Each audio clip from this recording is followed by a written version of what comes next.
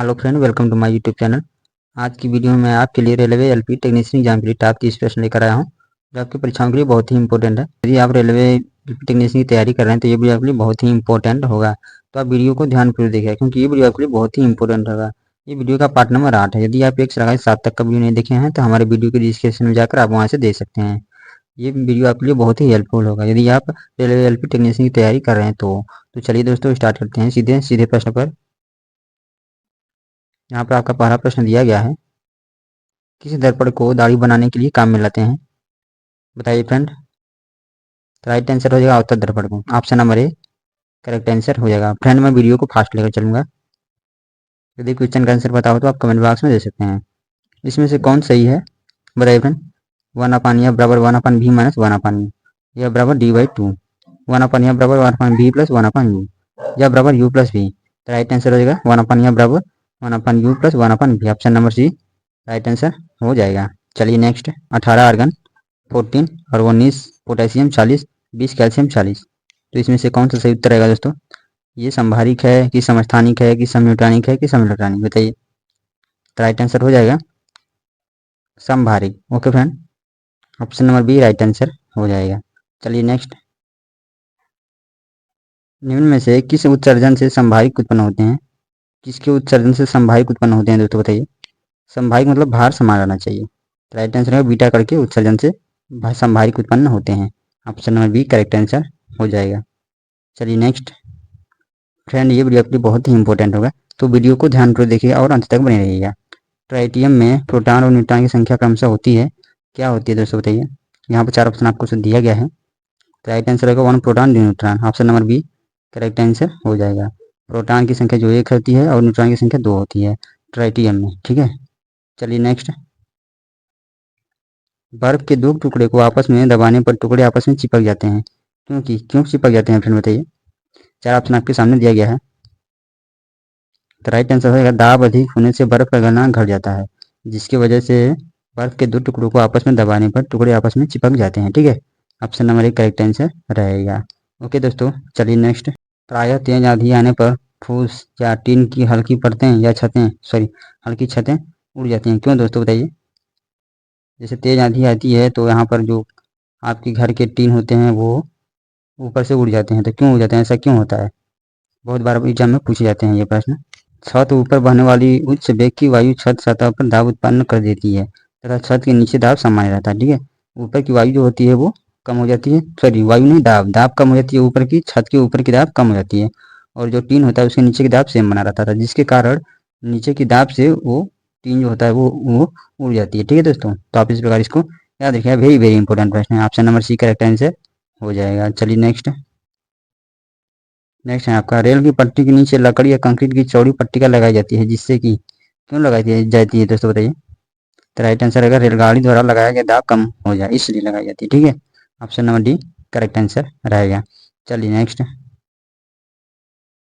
पहाड़ों पर कभी कभी व्यक्तियों के नाक व मुंह से खून निकलने लगता है, ऐसा क्यों होता है? बताइए फ्रेंड।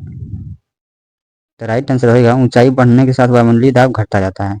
ठीक है, option number D right answer हो जाएगा। चलिए नेक्स्ट। हवाई जहाज में फाउंटेन पेन से स्याही बाहर निकल आती है, क्यों दोस्तों? बताइए। ऐसा क्यों होता है? ऊंचाई बढ़ने से वायु दाब में कमी आ जाती है, इसी के कारण फाउंटेन पेन से स्याही बाहर निकल आती है। ठीक है, option number A right answer रहेगा। चलिए नेक्स्ट। यदि पृथ्वी का द्रव्यमान वही रहे और त्रिज्या 1% कम हो जाए तो पृथ्वी पर जी का मान क्या होगा? बताइए दोस्तों। पृथ्वी के जी के मान में क्या परिवर्तन आएगा यदि त्रिज्या 1% बढ़ा दी जाए, कम कर दी जाए तो? राइट आंसर होगा जी का मान जो है वो पृथ्वी पर 2% बढ़ जाएगा। ऑप्शन नंबर बी ये राइट आंसर हो जाएगा। ठीक है, क्योंकि जी का मान जो होता है वो त्रिज्या पर निर्भर करता है। ठीक है, ध्यान दीजिएगा, वेरी इंपॉर्टेंट प्रश्न। चलिए नेक्स्ट। ऊंचाई की जगहों पर पानी 100 डिग्री सेल्सियस के नीचे तापमान पर क्यों उबलता है? बताइए फ्रेंड, क्यों उबलने लगता है? यहाँ पर राइट आंसर हो जाएगा क्योंकि वायुमंडलीय दाब कम हो जाता है, अतः उबलने का बिंदु नीचे आ जाता है। ठीक है, वायुमंडलीय दाब कम होगा तो उबलने का बिंदु भी नीचे आ जाएगा। ठीक है, इसलिए 100 डिग्री सेल्सियस के नीचे ही वो उबलने लगता है ऊंचाई वाले स्थानों पर। ठीक है, option number A right answer रहेगा। ओके फ्रेंड, चलिए अगले प्रश्न में चलते हैं। हाइड्रोजन से भरा हुआ पॉलीथीन का एक गुब्बारा पृथ्वी के तल से छोड़ा जाता है, वायुमंडल की ऊंचाई पर जाने से क्या परिवर्तन आएगा दोस्तों बताइए। गुब्बारे के अवमाप में कमी आएगी, गुब्बारे चपटा होकर चक्रिका प्रकार के आकार में आएगा, गुब्बारे के अवमाप में वृद्धि होगी, गुब्बारे का अवमाप व आकार पहले के समान ही रहेगा, ऐसा नहीं है। ये राइट आंसर हो जाएगा ऑप्शन नंबर सी, गुब्बारे के अवमाप में वृद्धि होगी। ठीक है, option number C correct answer हो जाएगा। ध्यान दीजिएगा, बहुत इंपॉर्टेंट है। चलिए नेक्स्ट, समतल की अपेक्षा पर्वतों पर सांस लेना क्यों कठिन होता है, बताइए दोस्तों। यहाँ पर राइट आंसर रहेगा ऊंचाई के बढ़ने पर वायुदाब घट जाता है और ऑक्सीजन की आवश्यकता पड़ जाती है। ओके दोस्तों, तो ध्यान दीजिए, वेरी इंपॉर्टेंट प्रश्न है। राइट आंसर हो जाएगा ऑप्शन नंबर ए। चलिए नेक्स्ट, जब 14 वायुदाब मापी किसी ऊंचे पर्वत पर ले जाया जाता है तो नलिका में पारा गिर जाता है, क्योंकि क्यों दोस्तों बताइए। यहाँ पर राइट आंसर हो जाएगा, वहां पर वायुमंडलीय दाब निम्न हो जाता है। ठीक है, option number C right answer. चलिए नेक्स्ट, उड़ान से पहले हवाई जहाज दौड़ मार्ग पर दौड़ाया जाता है, क्यों दोस्तों बताइए, क्यों दौड़ाया जाता है, ऐसा क्यों किया जाता है। देखिए क्यों किया जाता है, कार्यकारी वायुदाब बढ़ाने के लिए। Option number B correct answer रहेगा। ओके चलिए नेक्स्ट, हाइड्रोजन से भरा रबर का गुब्बारा वायु में ऊपर जाकर फट जाता है, क्योंकि क्यों फटता है दोस्तों बताइए। क्योंकि वायुदाब घट जाता है, जब ऊपर जाता है गुब्बारा तो उसका वायुदाब जो होता है ना वो घट जाता है। ठीक है, जिसके कारण वो फट जाता है। तो option number D right answer रहेगा। चलिए नेक्स्ट, प्रेशर कुकर में खाना कम समय में क्यों पकता है, बताइए फ्रेंड, वेरी वेरी इंपॉर्टेंट प्रश्न।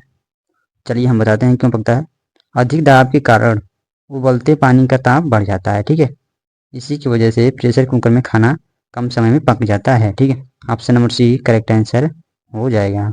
चलिए नेक्स्ट, निम्नलिखित में से किस कवक के कारण बाजरे में ग्रीन ईयर नामक रोग होता है। ठीक है दोस्तों, बताइए कौन सा उत्तर सही रहेगा, वो कौन से कवक है। तो राइट आंसर हो जाएगा स्केलेरोस्पारा ग्रेमिकोला। ठीक है, sclerospora graminicola, option number A right answer रहेगा। ठीक है, इसी कवक के कारण बाजरे में ग्रीन ईयर नामक रोग होता है। ठीक है, option number A correct answer रहेगा। चलिए नेक्स्ट, निम्नलिखित में से कौन सा एक सही सुमेलित नहीं है। धान हरित बाल, बाजरा अर्गट, मटर पाउडरी गिलड्रियू और चना उकठा मिल्क। ठीक है, तो राइट आंसर आएगा इसका धान हरित बाल। ठीक है, ये गलत है। ठीक है दोस्तों, और सभी सही है, बाजरा अर्गट मटर पाउडरी गिलट्री ये चना उकठा मिल्क। ठीक है, option number A right answer आएगा, क्योंकि ये सही सुमेलित नहीं है। ओके चलिए नेक्स्ट, नेक्स्ट है अवॉर्डी लवक मुख्यतः पाए जाते हैं, कहाँ पाए जाते हैं दोस्तों बताइए। जड़ों की कोशिकाओं में, तनों की कोशिकाओं में, पत्तियों की कोशिकाओं में, फूलों की कोशिकाओं में, कौन सा राइट आंसर होगा बताइए फ्रेंड जल्दी से। तो राइट आंसर होगा जड़ों की कोशिकाओं में, option number A correct answer रहेगा। ओके चलिए नेक्स्ट, नेक्स्ट है संवेदना का चालन शरीर के एक भाग से दूसरे भाग में किसके द्वारा होता है दोस्तों बताइए, वेरी इंपॉर्टेंट प्रश्न, किसके द्वारा होता है। राइट आंसर हो जाएगा तंत्रिका ऊतक के द्वारा, option number D right answer रहेगा। ओके दोस्तों चलिए नेक्स्ट, लिंगामेंट एक रचना है जो जोड़ती है, बताइए फिर, बताइए फटाफट। राइट आंसर हो जाएगा अस्थि को अस्थि से जोड़ती है। लिंगामेंट एक रचना है जो अस्थि को अस्थि से जोड़ती है। ठीक है, option number B correct answer रहेगा। चलिए नेक्स्ट, बीओएसपी संबंधित है, बताइए दोस्तों बीओएसपी किससे संबंधित है। वेरी इंपॉर्टेंट प्रश्न, बहुत बार एग्जाम में पूछे जा चुके हैं।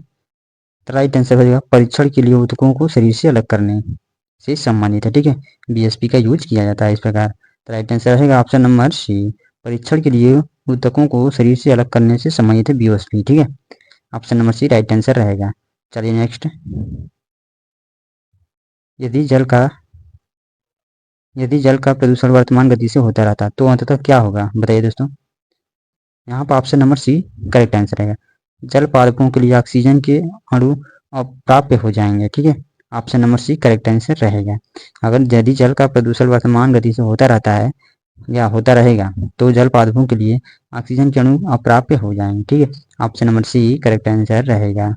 ओके दोस्तों चलिए नेक्स्ट, नेक्स्ट है नदियों में जल प्रदूषण की माप की जाती है, जल प्रदूषण की माप नदियों में किसके द्वारा की जाती है। तो राइट आंसर रहेगा O2 की घुली हुई मात्रा से, option number D right answer रहेगा।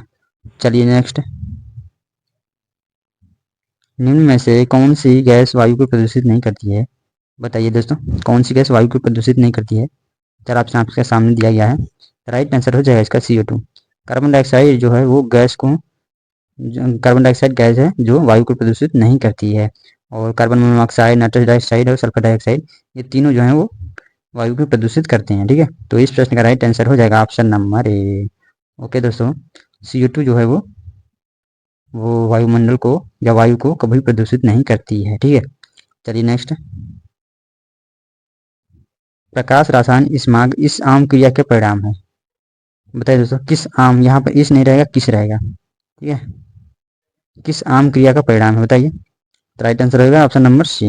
ओके, सूर्य प्रकाश की उपस्थिति में NO2O3 तथा पराक्सी एसिटेट नाइट्रेट बनाता है। ठीक है, option number C correct answer रहेगा। चलिए नेक्स्ट 29 नंबर है, हरित गृह प्रभाव का अर्थ है क्या है दोस्तों बताइए। वेरी इंपॉर्टेंट प्रश्न। वायुमंडल में ग्रीन हाउस गैसों के घनीकरण के कारण वायुमंडल के तापमान का बढ़ना, यह है आपका हरित प्रभाव का अर्थ है। ठीक है, हरित गृह प्रभाव का अर्थ है, option number A right answer रहेगा। चलिए नेक्स्ट है क्वेश्चन नंबर 30। द्रव्यमान संख्या किसका योग होता है? बताइए फ्रेंड, द्रव्यमान संख्या किसका योग होता है? तो राइट आंसर रहेगा प्रोटॉन और न्यूट्रॉन का। ठीक है, द्रव्यमान संख्या जो होता है वो प्रोटॉन और न्यूट्रॉन का योग होता है। तो आप इस पॉइंट को याद रखिए, वेरी इंपॉर्टेंट है फ्रेंड। इसमें 30 प्रश्न दिया गया था और वेरी वेरी इंपॉर्टेंट प्रश्न, पिछले परीक्षाओं में पूछे गए सारे प्रश्न हैं। तो आप इस वीडियो में 30 प्रश्न देखे हैं, तो आप जरूर कमेंट करके बताइएगा कि आपके कितने प्रश्नों का आंसर सही हुआ। ठीक है, तो आज की वीडियो में बस इतना है दोस्तों, मिलेंगे अगले वीडियो में ऐसी वीडियो के साथ, तब तक के लिए नमस्कार।